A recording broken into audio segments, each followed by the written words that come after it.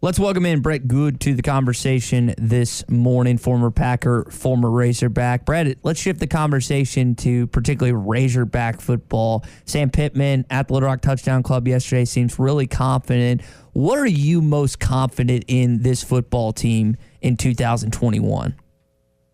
I think it's their attitude. You can see it in the players and the coaches. Obviously, he's speaking a lot better. He's in year 2 as the head coach. We're in year 2 of this system, and everybody believes that we can win. And that's a dangerous Arkansas football team when you've got as many returning starters as we do, that guys really believe that you can win, because we know what we can do out there on the field. In the past, when we think we're going to go out there and lose under previous head coaches, well, they put this mindset in that we can compete with anybody, and we're going to. And I think that's the most positive thing that you can take, is when you go out there and believe that you can win, all you got to do is play that one game and move on and try and get a win out of it. Brett, I think what some people are more confident in following the scrimmage on Saturday is the backup quarterback. Now, you've been a part of some teams with some quality backup QBs. When you look at the development of Malik Hornsby, even if he's not going to play significant times this season, how important is it just to have him in that reserve role just in case something goes wrong with KJ Jefferson? It's exciting. The first thing that reminded me of is when Matt Jones came in as in the overtime game. And that's what you think of. Is he going to come in certain situations where he can be dynamic and take over a game that he might need to? And most importantly, if KJ goes down, he's there. That you can tell that the guys on the team have confidence in him, and he knows his role. And that's the keys that are going to make him successful, is he's not intruding on KJ, but he knows his role as a backup, and it's really the next man up, because he could take one play in the first play of the game to the right. But unfortunately, injuries do happen, and I think he's ready, and that's exciting for our football program, is that we have 2 legitimate good quarterbacks moving into the season.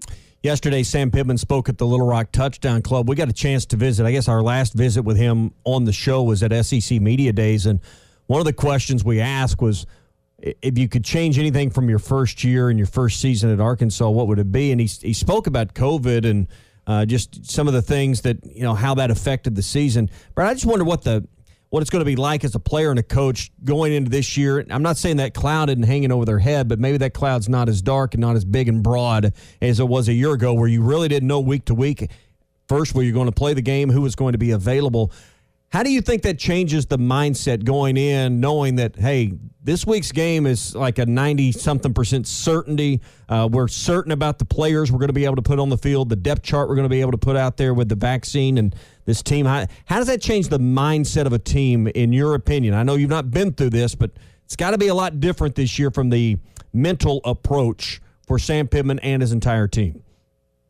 It is, and I've talked to some guys in the NFL and in college is the same way. These guys that are vaccinated, they don't have to get a deal stuck up their nose a bunch of times a week. They're actually excusing that. So that takes a lot of pressure off of that. You've now saved yourself 15, 20 minutes a day of not getting something shoved into your nose and having to wait to see if you're positive or negative. And the other things, like you said, the depth chart's going to be out there. The guys are going to come. And it really clarifies what's going to happen. And you're not going to have a whole lot of surprises like you did last year. And it's still going to be out there. We know COVID's still growing, and you can see it in the hospitals.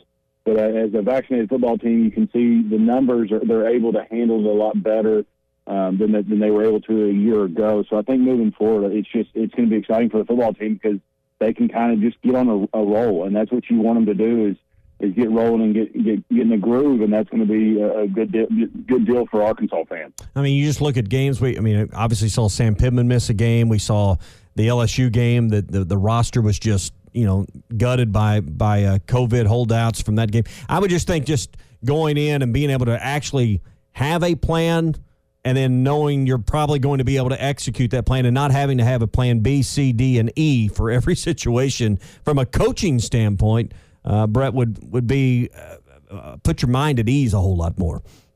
You're exactly right. And you've heard the coaches talk about, if KJ goes down, we're going to have a different offensive game plan for Malik.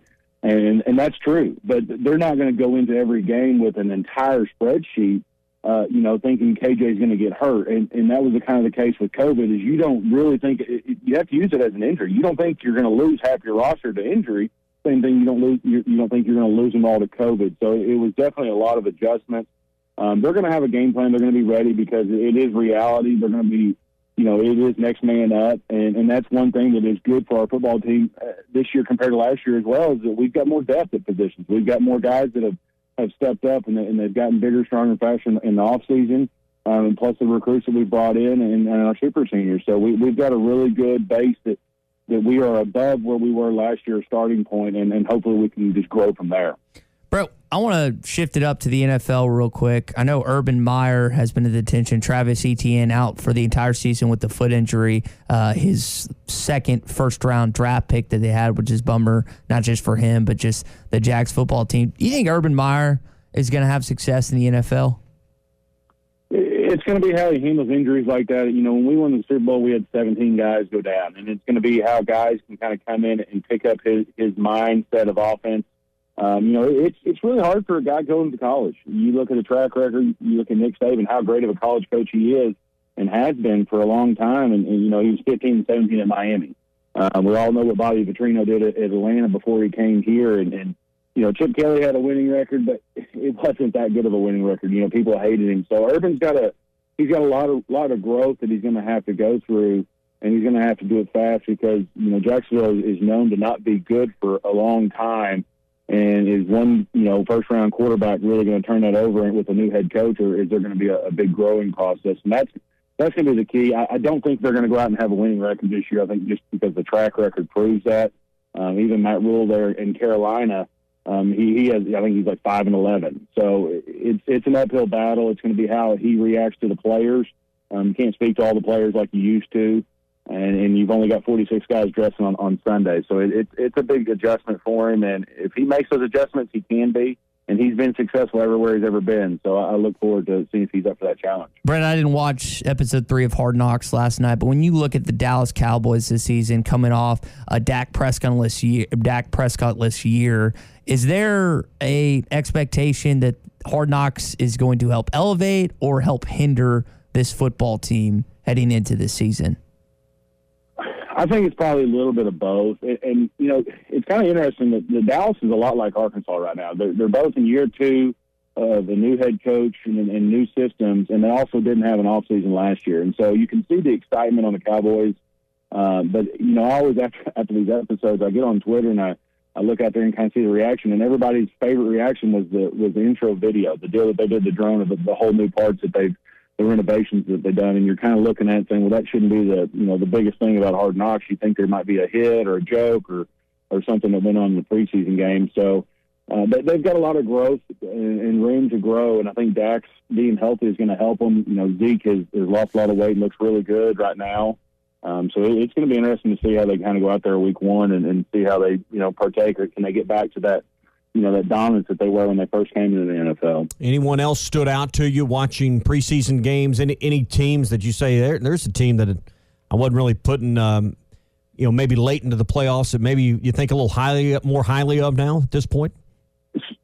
So, this offseason or this preseason has been interesting because we've only had 3 games minus the Cowboys and the Steelers. They got the extra preseason game because of the Hall of Fame. There's a lot of teams not playing their starters yet, and so I know even like Green Bay that Aaron hadn't played on the field yet. So you're going into this week, the rosters just got down to 80. You're moving in the last preseason game. You want to keep guys healthy, but you want to get the guys out there for a little rehearsal. And so this week will kind of be like the old school week 3 of the preseason, where you can really see a lot of the starters, not the rookie starters. Those guys need to play, but the veterans kind of getting out there and participating.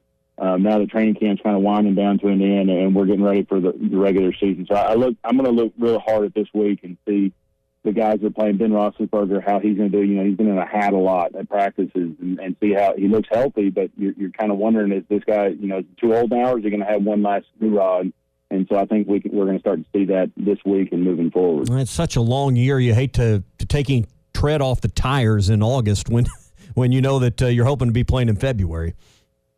And that's why those guys haven't been playing. And we also went to 17 games this season. So right. You've added a game. You took the one preseason away, and you've got guys that are getting older. And then, to be frank, Ben's coming off a couple of major injuries.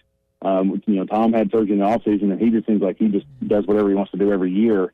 And then, you have a lot of other situations, a lot of quarterback battles that are going on that are interesting. So those are going to be kind of play out this week. And a lot of teams, if they're a good team and have a good head coach, they're going to name a starter fairly quickly because it's time to move on and get that first week game plan going. All right, that's Brett Goode, former Razorback, spent 10 years with the Packers, won a Super Bowl there. He's with us every Wednesday here on the Morning Rush. Now you're with Henderson Phillips. You're helping great companies right here in our listing area tackle their employee benefit needs. I know we were talking last week about it's not enough anymore in today's marketplace just to offer top pay. You got to have great benefits to go along with it.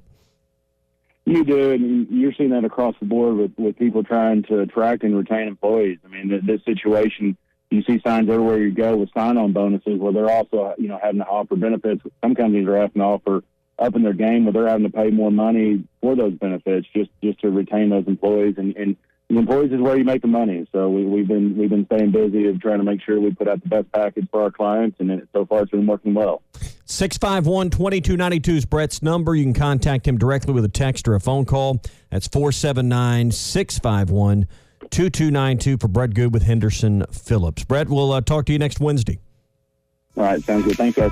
You know, the start of the season is just around the corner, and if you're into sports betting, Bet Online is where you should go to win some money today. Whether it's live bets during games or future bets on who you think will win the championship, Bet Online has all the latest odds, news, and information for all your online sports betting needs. Visit the website today or use your mobile device to join and receive a 50% welcome bonus on your first deposit. So before the next big game or before the season starts, head on over to Bet Online and start playing today. That's Bet Online, your online sportsbook experts.